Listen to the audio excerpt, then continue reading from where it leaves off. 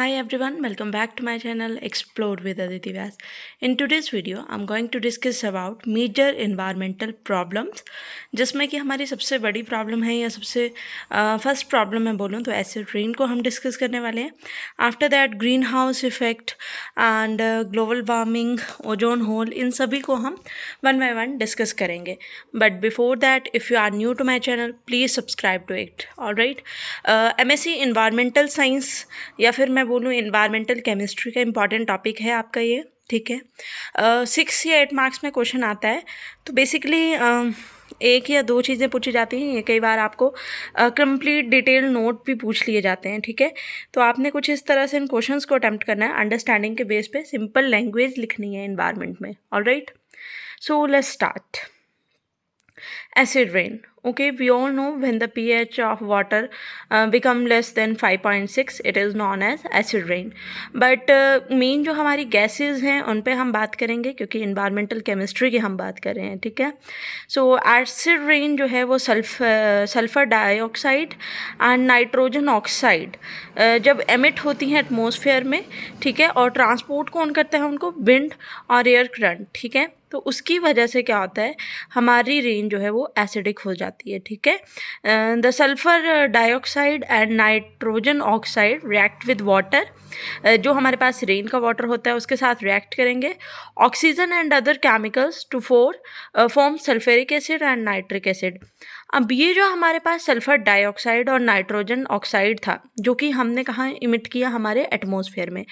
और वहाँ पर वो रेन वाटर और जो ऑक्सीजन है हमारे एनवायरनमेंट में प्रेजेंट उसके साथ रिएक्ट करेगी तो वो फॉर्मेशन करेगी सल्फ्यूरिक डाइऑक्साइड और नाइट्रिक एसिड की. ठीक है, और जब ये दोनों एसिड्स वाटर के साथ रिएक्ट कर जाएंगे, ठीक है, तो और हमारे ग्राउंड में फॉल करेंगे तो ये कहलाएगी एसिड रेन. ठीक है, मींस ये दो जो केमिकल इनकी फॉर्मेशन से बनेंगे sulphuric acid and nitric acid, वो जब हमारी रेन के साथ मिक्स होकर ग्राउंड में आएंगे तो उसे हम बोलेंगे एसिड रेन. ठीक है, now major sources of sulphur dioxide and nitrogen oxide की मैं बात करूँ तो बर्निंग ऑफ फॉसिल फ्यूल्स. ठीक है, अगर मैं बात करूं वॉल्केनिक इरप्शन की तो वो भी कहीं ना कहीं सल्फर डाइऑक्साइड की फॉर्मेशन करता है.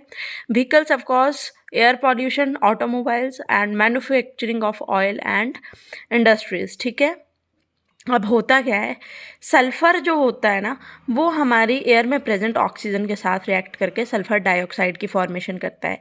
अब ये सल्फ़र डाइऑक्साइड फर्दर एयर में प्रेजेंट ऑक्सीजन के साथ रिएक्ट करेगा, देन जो हमारी रेन वाटर है उसके साथ रिएक्ट करके सल्फ्यूरिक एसिड बना देगा.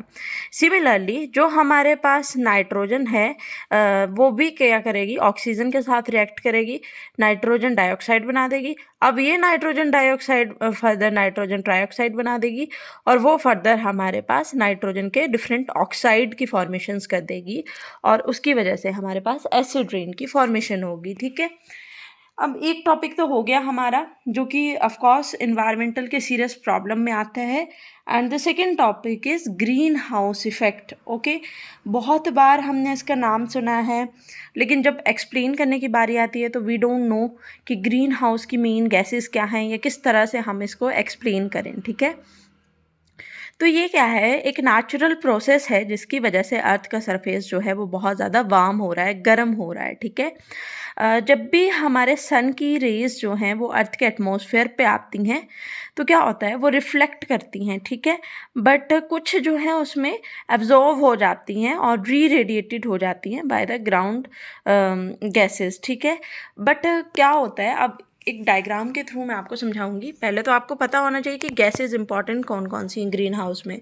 तो वो है water gas, chlorofluorocarbon, carbon dioxide, methane. ठीक है, अब क्या होता है कि मान लीजिए हमारे पास ये अर्थ का एटमॉस्फेयर है. ठीक है, सन की रेडिएशंस आ रही हैं, होना क्या चाहिए कि ये रिफ्लेक्ट करके बाहर निकल जानी चाहिए. ठीक है, बट अब ग्रीन हाउस इफेक्ट की वजह से क्या होता है, इन गैसेस की वजह से क्या होता है कि जैसे इंडस्ट्री है, ठीक है, इंडस्ट्री बहुत ज़्यादा क्लोरोफ्लोरोकार्बन प्रोड्यूस कर रही है, कार्बन डाइऑक्साइड प्रोड्यूस कर रही है, हम फ्रिज वगैरह यूज़ करते हैं, CFC यूज़ हो रहा है.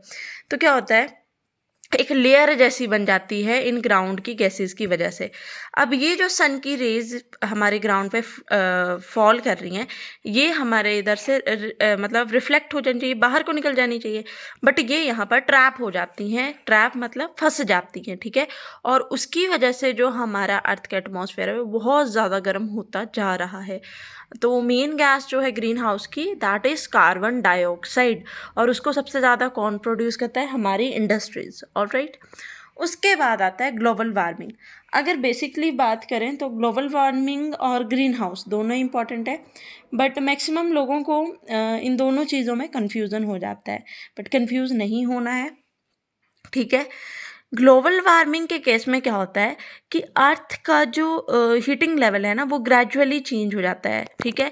ये जो क्लाइमेट्स है ना वो चेंज हो जाते हैं, और क्यों होते हैं? क्योंकि ह्यूमन की एक्टिविटीज़ बहुत ज़्यादा बढ़ रही हैं, वो डैमेज कर रहे हैं हैबिटेट्स को, कार्बन डाइऑक्साइड का एमिशन कर रहे हैं। जैसे हम पहले बोलते थे कि अक्टूबर टू फरवरी सर्दियाँ होती हैं, ठीक है, बट अब क्या है, सर्दियाँ नहीं हो रही हैं, हमें गर्मी फील हो रही है। तो ये क्या है? ग्लोबल वार्मिंग है कि जो क्लाइमेट है वो चेंज हो चुका है, ठीक है। और किसकी वजह से हुआ है? हमारी एक्टिविटीज़ की वजह से। और इसका इफेक्ट किस पे पड़ रहा है कि टेम्परेचर राइज कर रहा है, बहुत ज़्यादा हीट बढ़ रही है, ठीक है, सी लेवल इंक्रीज़ कर रहे हैं, डैमेज हो रही हैं हमारी हैबिटेट्स, जो चीज़ें सर्दी में रहने वाली हैं वो भी हैबिटेट मतलब उनकी डिस्ट्रॉय हो रही है, ठीक है।